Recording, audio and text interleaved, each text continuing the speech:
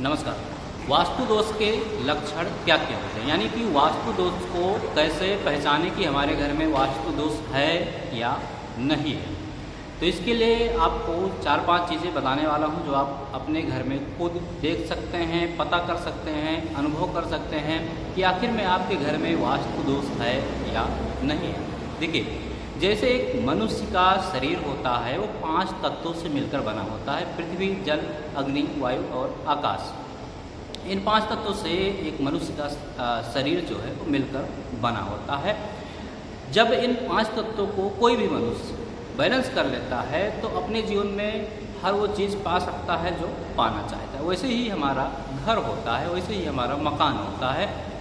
हमें जब भी अपने घर का निर्माण करना चाहिए तो 5 तत्वों को बैलेंस करके ही घर का निर्माण करना चाहिए। जिनके घर में या जो भी व्यक्ति इन 5 तत्वों को घर को बैलेंस करके निर्माण करते हैं, उनके घर में रहने वाले जितने भी सदस्य होते हैं, जो भी व्यक्ति होते हैं, किसी भी जगह जाएंगे, किसी भी स्थान में जाएंगे, किसी भी क्षेत्र में जाएंगे, हर जगह वो सफल पाए जाते हैं। इसीलिए कहा जाता है जब भी अपने घर का निर्माण करें तो उन 5 तत्वों को पृथ्वी, जल, अग्नि, वायु और आकाश को बैलेंस करके ही अपने घर का निर्माण करना चाहिए।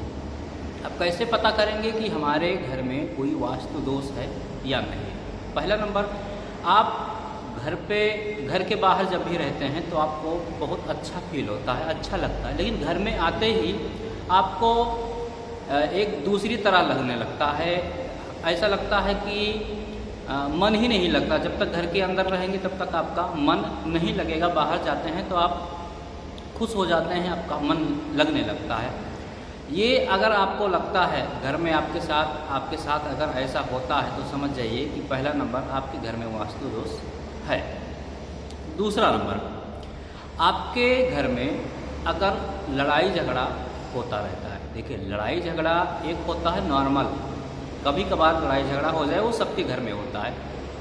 लेकिन एक नॉर्मल से जब ज़्यादा लड़ाई झगड़ा होता है, बिना बात के, छोटी छोटी बात पे हो जाता है, बिना कोई बड़ी बात नहीं होती, उस पर भी जब बार बार झगड़ा हो जाता है, होता रहता है, तो ऐसे में समझ जाइए कि आपके घर में वास्तु दोष हो सकता है। उसके बाद तीसरा नंबर, आर्थिक समस्या, पैसे की समस्या।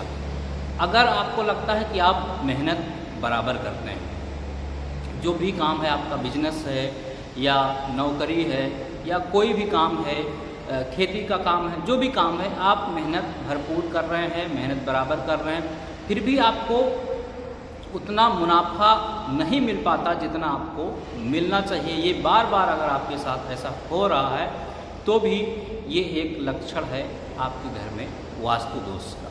उसके बाद चौथा नंबर, अगर आपके घर में लगता है कि बार बार लोग बीमार रहते हैं, घर में कोई ना कोई सदस्य डॉक्टर के चक्कर लगाते ही रहते हैं, यानी आप देखिए, एक नॉर्मल बीमारी होती है, थोड़ी बहुत बीमारी सबके घर में होती ही, इसको नॉर्मल बीमारी कहा जाता है।